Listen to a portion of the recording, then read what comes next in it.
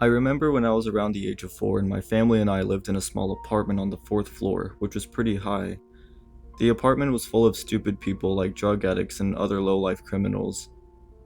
There were no other kids in the unit, so I mainly spent my time playing with toys. One night after my mother turned off the lights for bedtime, the whole family went to sleep. I woke up in the middle of the night around 2 a.m. I was pretty thirsty, so I was going to grab a cup of water from the kitchen, but as I was pulling off my blanket, I heard noises. Noises that were coming from the other side of the house. Being a stupid toddler, I really didn't think anything of it, so I got up and walked out of my room. The moon was lighting up the room through the open sliding glass door to the veranda, but then I came to the terrifying realization that the sliding door was supposed to be closed. I knew this because I was the one who closed it before bed. But at that moment I heard noises again, and they were coming from the kitchen. I put two and two together and realized that someone was in the home. I tried tiptoeing to my parents' room, but I looked behind me, and what I saw really scared me. It was a man in a costume. He looked at me and grabbed me. He was pulling my hair and putting his hand on my mouth, but I broke out of his grip and ran to my mother's room. I was too scared to say anything. The next morning I told my mother everything, but she just told me it was all just a wild nightmare. I tried to tell my dad, but he said the same thing. Only I know what happened, but nobody believes me. I will never forget that sack he wore over his head, and that thing that still bothers me is how did he manage to get to the fourth floor? The door was locked and so were the windows. So did he climb the entire building? And if he did, why me?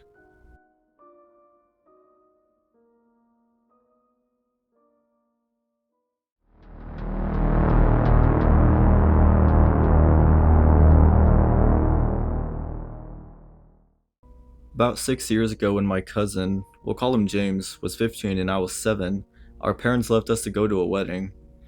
They trusted him enough to babysit me for a while so they can get to the wedding in time. It was more of the parents' friend, so he really didn't have to come and it seemed cheaper to leave us at home. It was sometime in fall, maybe the first week or so of November. He and I were playing games when they were scratching at the door. It was loud and animal-like. Someone or something wanted to get in. James had gotten up and walked over to the door to look who it was, only to have the door kicked.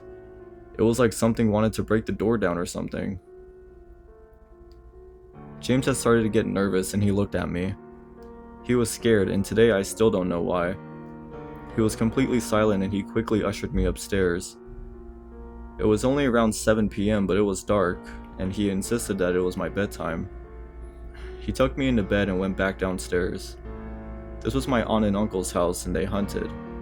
They had a small amount of guns, and I could tell that when James went downstairs again, he went to grab one of the guns. I started to hear loud shuffling outside in the leaves, and I called for him to come upstairs. He was up and next to my bed in less than a second with a gun in hand. I told him about what I was hearing and how scared I was. He looked outside and said there wasn't anything. By then, the scratching and kicking at the door had stopped, but I was still scared by someone trying to get in and hurt us. James stayed in my room and insisted we would be okay. I fell asleep, and from what I know, so did he. Around at midnight, the shuffling started again, and it was in the house. I immediately started to cry, and that woke James up really fast. He got up and walked out of the room and stood at the top of the stairs. Seconds later, I heard him shoot something and a scream. He ran right back into the room and blocked the door with everything he could find. I was still bawling my eyes out and barely registering what was going on. James sat on the bed next to me and tried to comfort me, but I was having none of it. I kept wailing at the top of my lungs. A minute or so later, they were scratching at the bedroom door. James grabbed his phone and called the police, with me now trying to push him so he's in front of me. I wanted to be far away from whatever that thing was. The scratching continued and it seemed like hours till the police arrived. The sirens were the only thing to scare whatever that thing was. I don't remember much from what happened, and James only tells it when I'm not around. This is all I've got, really.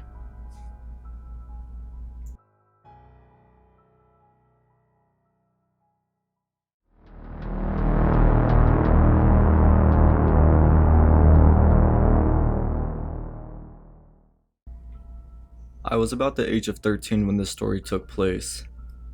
I lived in an old house just on the outside of a large city, and was surrounded by cornfields and forest. I had lived there all of my life before this happened. It was a dreary summer night, which is mostly normal for the place I live, but on this particular night, something just felt off. I had came home from soccer practice around 6 p.m. and my parents always had me in bed by 8. The night went on as usual.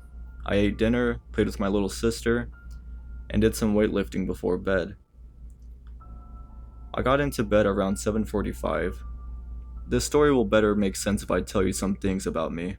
I'm a restless sleeper. I toss and turn and get up periodically throughout the night, and I've always had a fascination with the afterlife.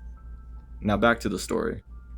I'm not sure exactly what time I fell asleep, but I really didn't have my usual episodes throughout the night.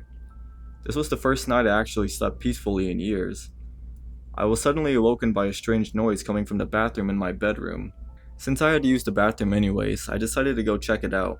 I thought it might be a mouse or a bat since we live in the country and the house is old and it has holes in some of the older walls. I went in the bathroom, I didn't see anything, so I proceeded on my way to pee. After peeing, I washed my hands and face, and when I was washing my face, I looked up at the large mirror that overhangs my sink. Since there was still water in my eyes, my vision was a bit blurry, and I couldn't really see much. But I thought I saw something behind me, but I thought it was just my mind playing tricks on me. I dried off my face and looked up at the mirror again. Right behind me, there was a little girl, clutching my body, almost as if she was hiding from something. Her ghostly outline scared me at first, but as I kept looking, I could tell whatever was scaring her was coming from the basement. So I walked to the basement door and opened it slightly at first, because I was very scared of what might be behind it. This being said, I've lived in this house my entire life and I've never been in the basement. My dad mentioned to me that it had 3 separate parts, all separated by small windows that you could barely fit through. So I walked down the basement steps and got down to the bottom where the light switch was. I turned it on, and it all seemed like it was okay. That's until I heard what sounded like crying from the other parts of the basement. In my mind, I was thinking, fuck this shit, but in my heart, I knew I had to see what it was. So I ventured through the part of the basement, and the light couldn't reach the other side where the other room was. It was pitch black. I still heard the crying, but since it was so dark, I couldn't see anything. Something gave me the urge to go to the far corner of the room because the way the moonlight reflected off the floor, you could kind of see with the little light you had. I walked over to the corner and stared directly in the middle of the room. There, in the middle of the room, was a chair. It had shackles for the feet and what looked like to be some type of restraint for arms or something like that. That's when I noticed that there was someone sitting in that chair. I walked closer, only to reveal that it was the same little ghost girl that had been crying previously in the bathroom. She was also crying there, and had needles stuck in her arms, draining some type of fluid into her. All was quiet till she started screaming. It was so high-pitched I thought it sounded like a siren or something of that nature. She was saying words, but I couldn't make out anything she was saying, until she spoke 5 menacing words that made my heart sink. She said, "Get out, Daddy is coming."